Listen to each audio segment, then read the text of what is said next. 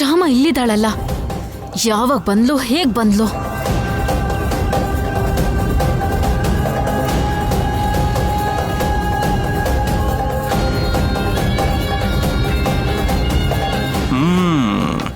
Wow! Amazing! Delicious! For your kind information, this food is prepared from our own A1 masalas only. Simply superb, yeah. And prepared by my daughter-in-law only.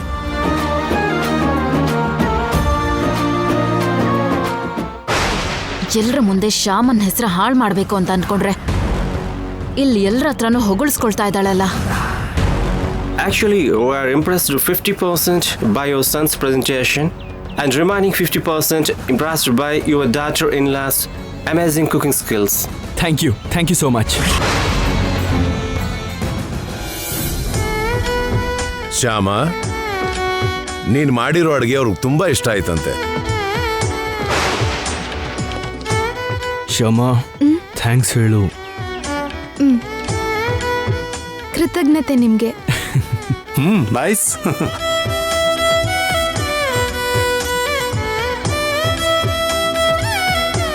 Look, Mr. Akhil, we don't need the evening session. We are giving our order to your A1 Masala company, okay?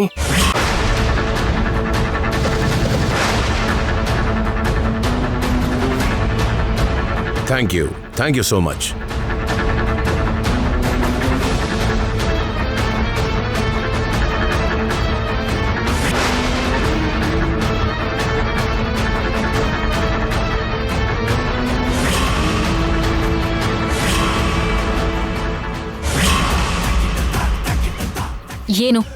ಏನಾಯ್ತು ಇಲ್ಲಿ?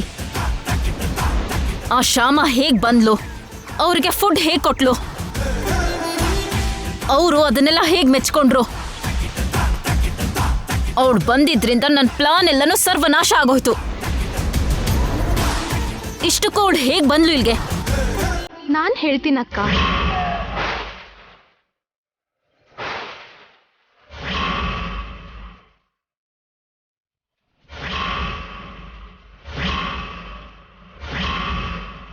ನಾನ್ ಮಾಡಿರೋ ಅಡ್ಗೆನ ಹೇಗಾದ್ರೂ ಅವ್ರು ತಿನ್ಬೇಕು ಅನ್ನೋ ಉದ್ದೇಶದಿಂದ carrier ತಗೊಂಡು ನನ್ನ ಆಫೀಸಿಗೆ ಹೊರಟ್ಬಿಟ್ಟೆ.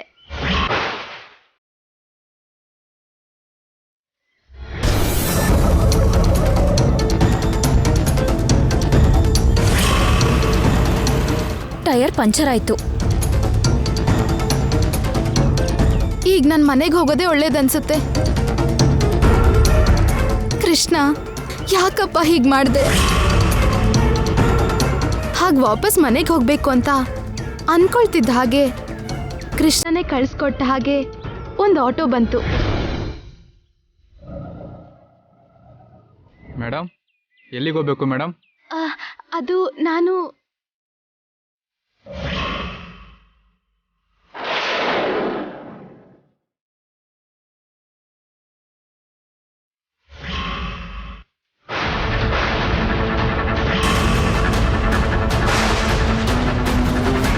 ಹಾಗೆ ಸರಿಯಾದ ಸಮಯಕ್ಕೆ ಇಲ್ಲಿ ಬರೋ ಹಾಗಾಯ್ತು. ಅವ್ರಿಗೆ ಅನ್ನ ಕೊಡೋ ಹಾಗಾಯ್ತು. ಎಲ್ಲ ನಾವ್ ಅನ್ಕೊಂಡ ಹಾಗೆ ಆಗೋದಿಲ್ಲ, ಕೃಷ್ಣ ಅನ್ಕೊಂಡ ಹಾಗೆ ನಡೆಯೋದು.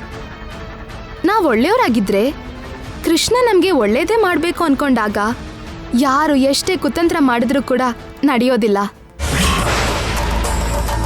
ಕೃಷ್ಣನ್ ಲೀಲೆ ಮುಂದೆ ಆ ತಂತ್ರ ಎಲ್ಲ ಕೆಲಸ ಮಾಡಲ್ಲ.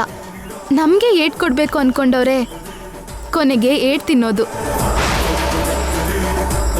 ಹಾಗೆ ಏಟ್ ತಿಂದು ತಿಂದು ಯಾವತ್ತೋ ಒಂದಿನ ಅವರಷ್ಟಕ್ಕವ್ರೆ ಒಳ್ಳೆಯವರಾಗ್ತಾರೆ. ಹಾಗೆ ಒಳ್ಳೆಯವರಾಗಿ ಕೃಷ್ಣನ ಆಶೀರ್ವಾದ ಪಡ್ಕೊಳ್ತಾರೆ. ಸಾಕು.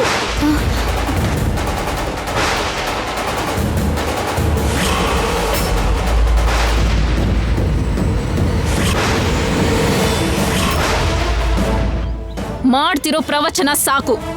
ನೀನ್ ಏನೇ ಹೇಳೋದಕ್ಕೆ ಹೊರಟಿದ್ಯೋ ನನಗ್ ಚೆನ್ನಾಗ್ ಅರ್ಥ ಆಗಿದೆ. ಇನ್ನೇನು ಹೇಳೋದ್ ಬೇಕಿಲ್ಲ. ಬೋರಮ್ಮ, ಏನಮ್ಮವ್ರೆ? ಅನಾವಶ್ಯಕವಾಗಿ ಅಷ್ಟೆಲ್ಲ ದುಡ್ಡು ಖರ್ಚು ಮಾಡಿ ಸ್ಟಾರ್ ಹೋಟೆಲಿಂದ ಫುಡ್ ತಗೊಂಡ್ ಬಂದೆ. ಅದನ್ನ ತಗೊಂಡ್ ಹೋಗಿ ಕಸದ ಬುಟ್ಟಿಗೆ ಹಾಕು. ಅಯ್ಯಯ್ಯೋ ಬೇಡ ಅಕ್ಕ,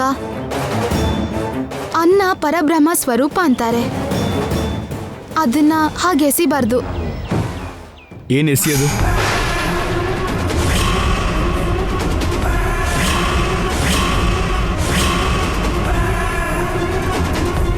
ಯಾವ ಊಟ ಯಾಕೆ ಎಸಿಬೇಕು? ಅ, ಅದು ಅ, ಅದು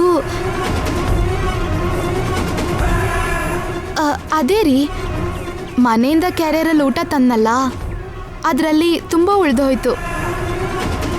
ಅದನ್ನ ಕಸದ ಬುಟ್ಟಿಗೆ ಹಾಕೋಣ ಅಂದಿದ್ದಕ್ಕೆ ಬೇಡ ಅಂತಿದ್ದೆ ಅಷ್ಟೇ. ನಮ್ಮ ಕಂಪನಿಯಲ್ಲಿ ಕೆಲಸ ಮಾಡೋರು ತುಂಬ ಜನ ಇದ್ದಾರಲ್ಲ, ಅವ್ರಿಗೆ ಕೊಡ್ಬೋದಲ್ವಾ? ಹೌದು Shyama, you are right. Boramma, ಮಿಕ್ಕಿದ ಫುಡ್ ಎಲ್ಲ ನಮ್ಮ ಸ್ಟಾಫಿಗೆ ಕೊಡಿ, ಹೋಗಿ. ಆಯ್ತು ಅಖಿಲಪ್ಪ ಅವರೇ. ಶ್ಯಾಮ, ಇವತ್ತು ಲೇಡಿ ಆಫ್ ದ ಡೇ ನೀನೆ.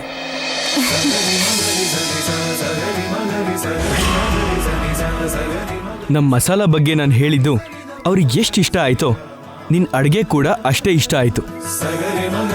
ಅದಕ್ಕೆ ಮಸಾಲ ಆರ್ಡರ್ ನಮ್ಮ ಕಂಪ್ನಿಗೆ ಕೊಟ್ಟಿದ್ದಾರೆ.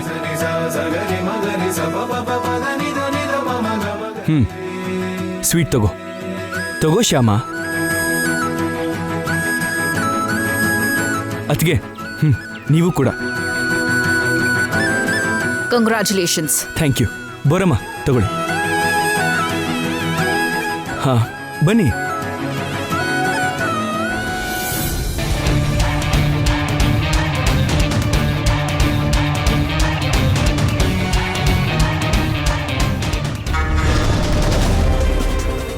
ಶ್ಯಾಮ, ಮನೆಯಿಂದ ನಿನ್ನನ್ನು ಕಳಿಸೋದಕ್ಕೆ ನಾನು ಹಾಕೋ ಪ್ಲಾನ್ ಹೀಗೆ ಮಿಸ್ ಆದರೂ ಸರಿ, ಆದರೆ ಯಾವತ್ತೋ ಒಂದಿನ ಗ್ಯಾರಂಟಿಯಾಗಿ ನೀನು ಮನೆ ಬಿಟ್ಟು ಹೋಗುವಂಥ ಪರಿಸ್ಥಿತಿ ಬಂದೇ ಬರುತ್ತೆ, ನೋಡ್ತಿರೋ.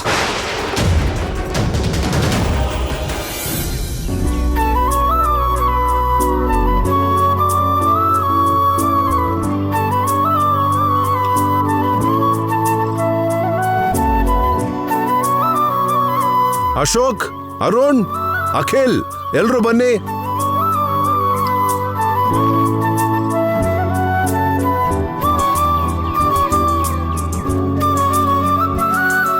ಡ್ಯಾಡಿ, ಏನ್ ಡ್ಯಾಡಿ, ಏನಾಯ್ತು? ಏನೂ ಇಲ್ರಪ್ಪ, ನಿಮ್ಗೆಲ್ಲ ಒಂದು ಗುಡ್ ನ್ಯೂಸ್ ಹೇಳೋಣ ಅಂತ ಕರೆದೆ.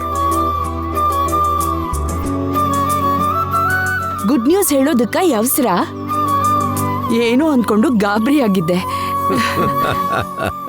ಏನು ಆ ಗುಡ್ ನ್ಯೂಸ್ ಮಾವ? ಹೇಳ್ತೀನಮ್ಮ.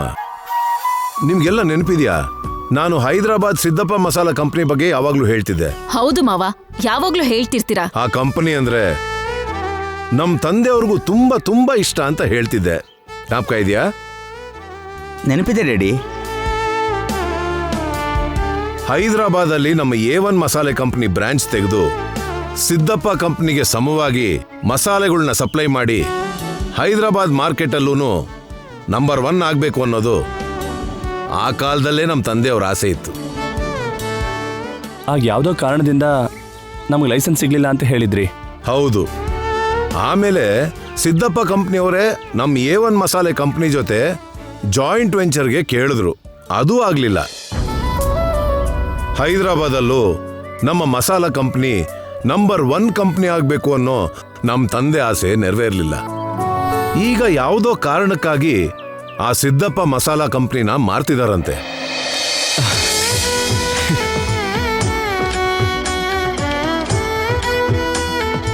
ಸೌತ್ ಇಂಡಿಯಾ ಮಸಾಲಾ ಅಸೋಸಿಯೇಷನ್ ಅವ್ರ ಮೂಲಕ ಆ ವ್ಯಾಪಾರ ನಡೆಯುತ್ತಂತೆ.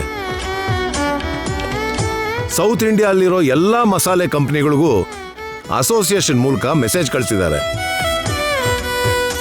ಆ ಮಾರಾಟ ಒಂದು ಆಕ್ಷನ್ ಆಗಿ ನಡೀದೆ, ಒಂದು ಮೀಟಿಂಗ್ ತರ ನಡಿಬೇಕು ಅಂತ ಆ ಮೀಟಿಂಗ್ ಅಲ್ಲಿ ಎಲ್ಲಾ ಕಂಪನಿಗಳು ಕೊಟೇಶನ್ ಕೊಡಬೇಕು ಅಂತ ಹೇಳಿದಾರಂತೆ. ಟೆಂಡರ್ ಅಲ್ಲಿ ಕಮ್ಮಿ ಕೋಟ್ ಮಾಡಿದವ್ರಿಗೆ ಟೆಂಡರ್ ಕೊಟ್ಟ ಹಾಗೆ ಇದರಲ್ಲಿ ಹೆಚ್ಚಿಗೆ ಕೋಟ್ ಮಾಡಿದವ್ರಿಗೆ ಆ ಕಂಪ್ನಿನ ಮಾರ್ತಾರಂತೆ. ಹಾಗಾದ್ರೆ ಇನ್ನೇನ್ ಡ್ಯಾಡಿ, ಸ್ವಲ್ಪ ಜಾಸ್ತಿನೇ ಕೋಟ್ ಮಾಡೋಣ, ಆ ಸಿದ್ದಪ್ಪ ಮಸಾಲ ಕಂಪ್ನಿನ ಕೊಂಡ್ಕೊಳ್ಳೋಣ.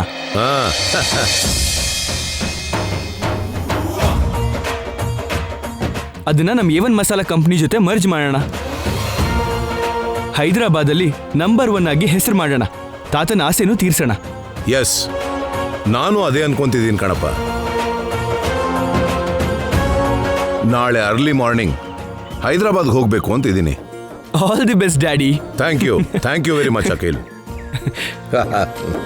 Super daddy. ನೀವ್ ಅನ್ಕೊಂಡ್ ಹಾಗೆ ನಡೀಲಿ ಅಂತ ಆ ಕೃಷ್ಣನ್ ಹತ್ರ ಬೇಡ್ಕೋತೀನಿ ಮಾವ. ಹಾಗೆ ಆಗ್ಲಮ್ಮ. ಆ ಕೃಷ್ಣನ್ ದಯೆ ಇದ್ರೆ ತಪ್ಪದೆ ನಾವು ಅನ್ಕೊಂಡದ್ ನಡೆಯುತ್ತಮ್ಮ. ವಸಂತ, ನೀನ್ ಹೈದರಾಬಾದ್ ಯಾವತ್ತೂ ನೋಡಿಲ್ವಲ್ಲ, ನೀನು ಯಾಕೆ ಹೈದರಾಬಾದ್ ನನ್ನ ಜೊತೆ ಬರಬಾರ್ದು? ಸರಿ ರೀ, ಬರ್ತೀನಿ. ಓಕೆ, ನಾಳೆ ಬೆಳಗಿನ ಜಾವಕ್ಕೆ ನಾವು ಹೊರಡಬೇಕು. ಲಗೇಜ್ ಪ್ಯಾಕ್ ಮಾಡ್ಕೊ. ಓಕೆ ರೀ.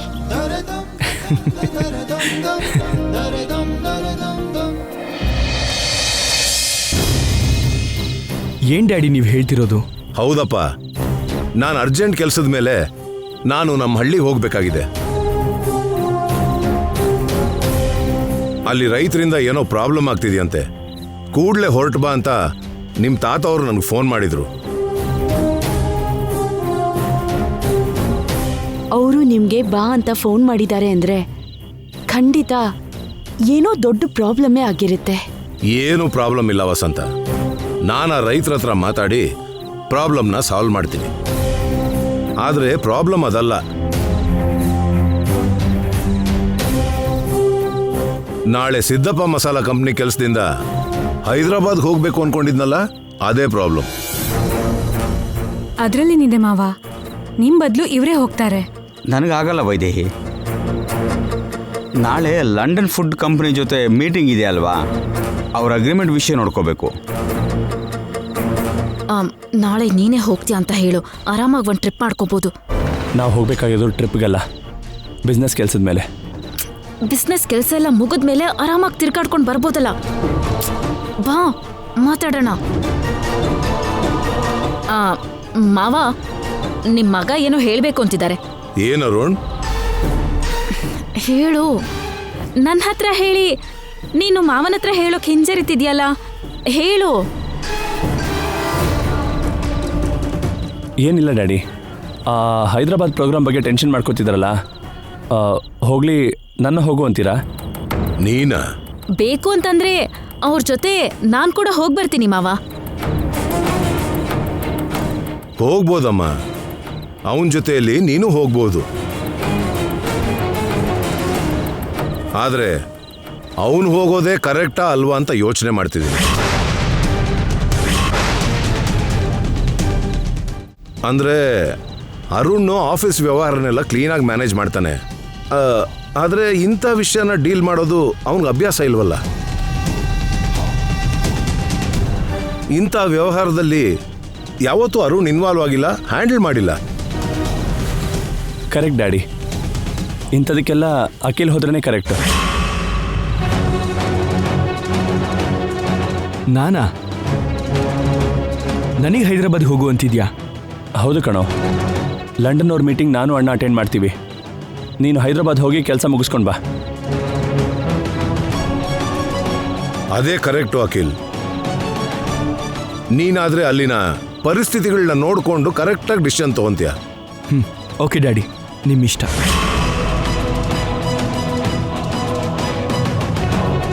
ಹಾಂ, ನೋಡು ಅಖಿಲ್, ನಾಳೆ ನಿನ್ನ ಜೊತೆಯಲ್ಲಿ ಶ್ಯಾಮನ್ ಕೂಡ ಹೈದರಾಬಾದ್ ಕರ್ಕೊಂಡು ಹೋಗು.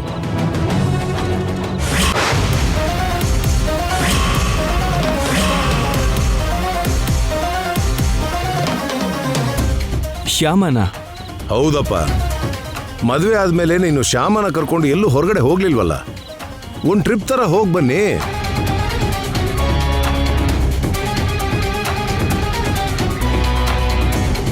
ಅವರಿಬ್ರೇ ಹೋಗೋದಕ್ಕೆ ತುಂಬಾ ಮುಜುಗರ ಪಡ್ತಿದ್ದಾರೆ ಮಾವ.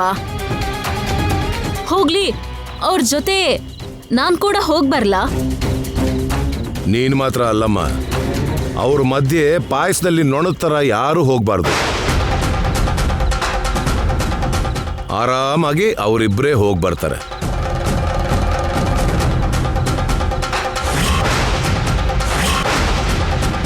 ಏನಂತೀಯ ಅಖಿಲ್?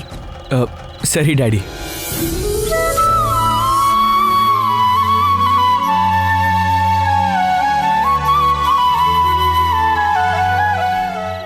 ನನ್ನನ್ನ ಪಾಯಸದಲ್ಲಿರೋ ನೊಣ ಅಂತ ಎತ್ತಿ ಪಕ್ಕಕ್ಕಿಡ್ತೀರಾ?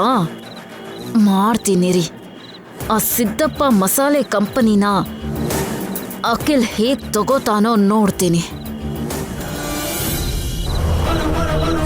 ಏನ್ ಐಶ್ವರ್ಯ ನೀನು ಹೇಳ್ತಿರೋದು? ಹೌದು, ನಿನ್ ಮೇಲೆ ನಿನ್ ಕೆಲ್ಸದ ಮೇಲೆ ಮಾವಂಗಂತನೂ ಸ್ವಲ್ಪನೂ ನಂಬಿಕೆನೇ ಇಲ್ಲ. ಯಾವ್ದು ಕ್ಲರ್ಕ್ ತರ ಆಫೀಸಲ್ಲಿ ಫೈಲ್ ನೋಡ್ಕೊಂಡು ಕೂತಿರೋದ್ ಬಿಟ್ರೆ ಬಿಸ್ನೆಸ್ಗೆ ಸಂಬಂಧಪಟ್ಟಿರೋ ಇನ್ಯಾವ ಕೆಲ್ಸನೂ ಮಾಡೋದಕ್ಕೆ ನಿನ್ ಕೈಯಲ್ಲಿ ಆಗಲ್ಲ ಅನ್ನೋದು ಮಾವನ್ ಮಾತಿನ ಅರ್ಥ. ಬಿಸ್ನೆಸ್ ವ್ಯವಹಾರದಲ್ಲಿ ಬಾವಂಗೆ ಮತ್ತೆ ಅಖಿಲ್ಗಿರೋಷ್ಟು ಅನುಭವ ಕೂಡ ನಿನಗಿಲ್ಲ ಅನ್ನೋದು ಮಾವನ ಅಭಿಪ್ರಾಯ. ಹೈದರಾಬಾದಿಗೆ ಬರೋದು ಬೇಡ ಅಂದಿದ್ದಕ್ಕೆ ಐಶ್ವರ್ಯ ಅದಕ್ಕೆ ತುಂಬ ಫೀಲ್ ಮಾಡ್ಕೊಂಡಿರೋ ಹಾಗಿದೆ. ಹೋಗಿ ಮಾತಾಡಬೇಕು. ಅಖಿಲ್ಗಿಂತ ಮೊದ್ಲಿಂದಾನು ನೀನು ಆಫೀಸ್ ಕೆಲ್ಸನ ನೋಡ್ಕೋತಿದ್ಯಾ ಅಲ್ವಾ? ಅಖಿಲ್ಗಿಂತ ನಿನಗೆ ಎಕ್ಸ್ಪೀರಿಯನ್ಸ್ ಜಾಸ್ತಿ ಇದೆ ತಾನೆ? ಅಂಥದ್ರಲ್ಲಿ ಅಖಿಲ್ಗೆ ಅಷ್ಟು ಇಂಪಾರ್ಟೆನ್ಸ್ ಯಾಕೆ? ನೀನಂದ್ರೆ ಅಷ್ಟು ನೆಗ್ಲಿಜೆನ್ಸ್ ಯಾಕೆ? ನಿನ್ನ ಕನಿಷ್ಠವಾಗಿ ನೋಡ್ತಿದಾರಲ್ಲ ಅಂತ ನನಗ್ ತುಂಬಾ ಬೇಜಾರಾಗ್ತಿದೆ. ನೀನು ಫೀಲ್ ಆಗ್ತಿರೋದು ನಿನ್ನ ವಿಷಯಕ್ಕ ಅಥವಾ ನನ್ನ ವಿಷಯಕ್ಕ? ಅಂದ್ರೆ ನನ್ನ ಹೈದರಾಬಾದ್ಗೆ ಹೋಗ್ಬೇಡ ಅಂದಿದ್ದಕ್ಕೆ ಫೀಲ್ ಆಗ್ತಾ ಇದೆಯಾ, ಅಥವಾ ನೀನು ಅವ್ರ ಜೊತೆ ಸೇರಿ ಹೈದರಾಬಾದ್ಗೆ ಹೋಗ್ಬೇಕು ಅಂದಾಗ ಬೇಡ ಅಂದಿದ್ದಕ್ಕೆ ಫೀಲ್ ಆಗ್ತಾ ಇದೆಯಾ? ನಾನ್ ಹೋಗ್ತಾ ಇಲ್ಲ ಅಂತ ನನಗ್ ಸ್ವಲ್ಪನೂ ಬೇಜಾರಿಲ್ಲ. ನಿನಗ್ ಹೋಗ್ಬೇಡ ಅಂದ್ರಲ್ಲ ಅಂತ ಬೇಜಾರಾಗ್ತಿದೆ. ವಿಷಯ ಅದೇ ಆದರೆ ನೀನು ಸ್ವಲ್ಪನೂ ಫೀಲ್ ಆಗೋದು ಬೇಡ. ಯಾಕಂದರೆ ಹಾಗಂದಿದ್ದಕ್ಕೆ ನಾನೇ ಫೀಲ್ ಮಾಡ್ಕೋತಿಲ್ಲ. I know my limitations. ನನ್ನಿಂದ ಏನಾಗುತ್ತೋ ಏನಾಗಲ್ವೋ ಅನ್ನೋದು ನನಗೆ ತುಂಬ ಚೆನ್ನಾಗಿ ಗೊತ್ತು. ನನಗಿಂತ ಡ್ಯಾಡಿಗೆ ಅದು ಇನ್ನೂ ಚೆನ್ನಾಗಿ ಗೊತ್ತು. ಅದಕ್ಕೆ ಹೈದರಾಬಾದ್ಗೆ ಹೋಗಬೇಡ ಅಂದರೂ ನನಗೇನು ಬೇಜಾರಾಗಿಲ್ಲ. ನೀನು ಸುಮ್ಮನೆ ಬೇಜಾರು ಮಾಡ್ಕೋಬೇಡ. ಅಂದ್ರೆ ಮನೇಲಿ ಯಾರು ನಿನಗೆ ಬೆಲೆ ಕೊಡದೇ ಇದ್ರೂ ನಿನಗೆ ಬೇಜಾರಾಗಲ್ವಾ? ಮನೆಯವರೆಲ್ಲ ನನಗೆ ಬೆಲೆ ಕೊಡ್ತಾರೆ, ನಿನ್ನ ಬಿಟ್ಟು. ನೀನು ಕೂಡ ನನಗೆ ಬೆಲೆ ಕೊಡೋಕ್ಕೆ ಶುರು ಮಾಡಿದ್ರೆ ಮನೆಯವ್ರು ನನಗೆ ಕೊಡೋ ಬೆಲೆ ಏನು ಅಂತ ನಿನಗೆ ಅರ್ಥ ಆಗುತ್ತೆ. ಅದು ಹಾಗಲ್ಲ ಅಣ್ಣ.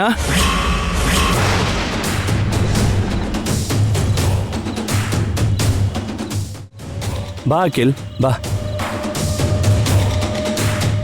ಏನು ವಿಷಯ?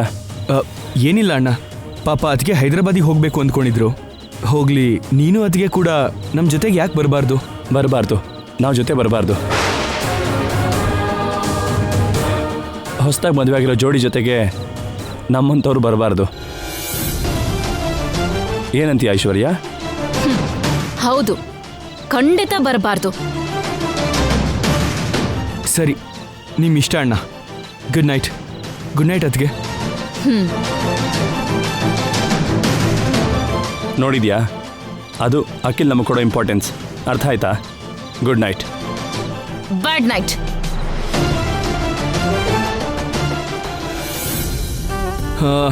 ಶ್ಯಾಮ, ತಗೋ ಈ ಡ್ರೆಸ್ಸು ಇಡು. ಅದೇ ಚೆನ್ನಾಗಿದೆ ರೀ, ಅದೇ ತಗೋತೀನಿ. ಅದು ಚೆನ್ನಾಗಿದೆ ಅಂದರೆ ಇದು ಚೆನ್ನಾಗಿಲ್ವಾ? ಹಾಗಲ್ಲ ರೀ, ನಿಮ್ಗಿಷ್ಟ ಆಯ್ತಲ್ಲ, ಇದೇ ತಗೋತೀನಿ, ಕೊಡಿ. ಬೇಡ, ನಿನಗಿಷ್ಟ ಆಯ್ತಲ್ಲ, ತಗೋ ಇದನ್ನೇ ಪ್ಯಾಕ್ ಮಾಡು.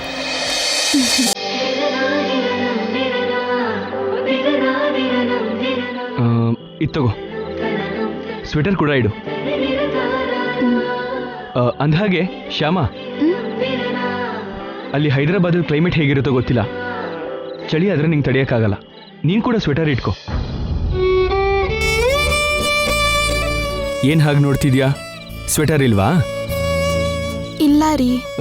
ನೋ ಪ್ರಾಬ್ಲಮ್, ಹೋಗ್ತಾ ಹಾಗೆ ದಾರಿಲಿ ತಗೊಳ್ಳೋಣ. ಅಗತ್ಯ ಇಲ್ಲ ರೀ, ಇಲ್ಲಿ ನಿಮ್ ಸ್ವೆಟ್ರೇ ಇಷ್ಟೆಲ್ಲ ಇದೆಯಲ್ಲ, ಅದ್ರಲ್ಲೊಂದು ಹಾಕೋತೀನಿ. ಅದು ನಿನಗೆ ಸರಿ ಆಗಲ್ವೇನೋ? ಸರಿ ಆಗತ್ತೆ ರೀ. ಹೌದಾ? ಹಾಗಾದ್ರೆ ಇದನ್ನ ಹಾಕೊಂಡು ನೋಡು.